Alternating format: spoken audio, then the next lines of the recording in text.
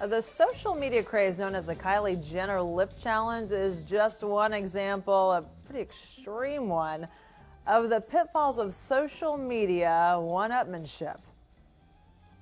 Kay Willis-Wyma wrote the book on it. She's the author of I'm Happy For You. Sort of, not really.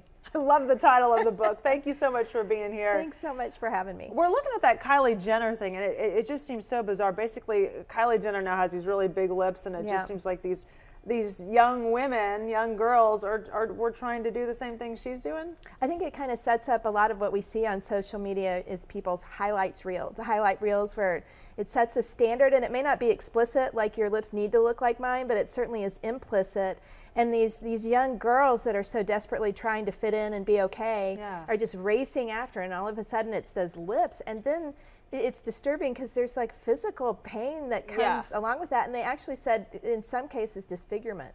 So that's extreme for sure. Your book is about finding contentment in a culture of comparison, which when you're on social media, it's really hard to not compare.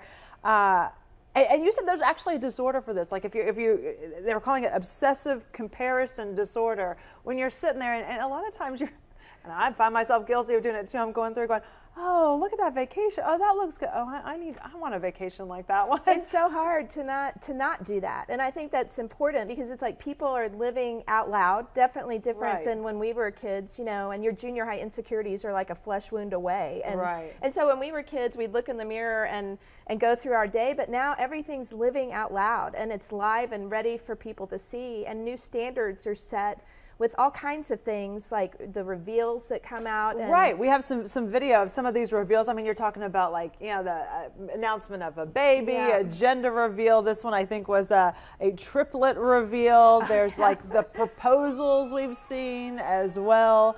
So it seems like everyone's just trying to, at the same point, they're trying to be creative, and they want, you know, I don't know if they want the attention, but they want people to see, like, look how exciting this is. This is fun. Yes, and so much of it is fun. And it's like if we can sit in the fun, then great.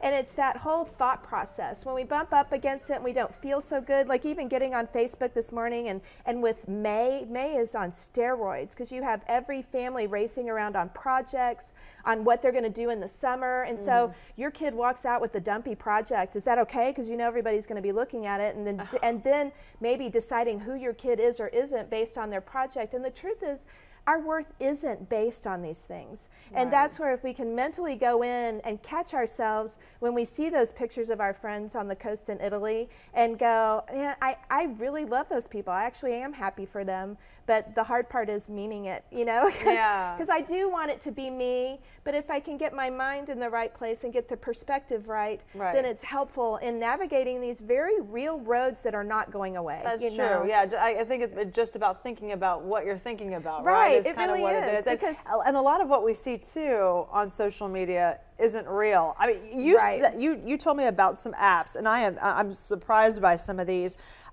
Facetune.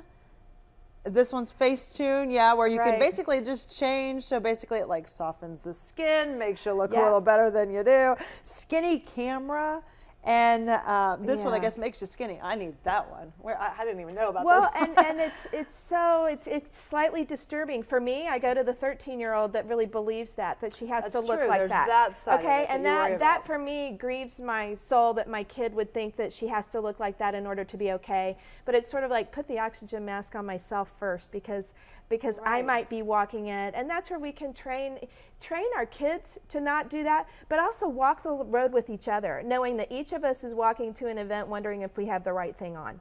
You know, everybody's in that room doing that, or in a business meeting, is my business card right? And so we're all in it together. All right, interesting topic, interesting discussion. You have a blog, by the way, for mothers of adolescents and teens, mother of 5, by the way. There's your book as well, I'm Happy For You. Sort of, not really. We'll put more information on our website, fox4news.com. Thank you so much for being here. Appreciate it. Thanks for having me. Coming up.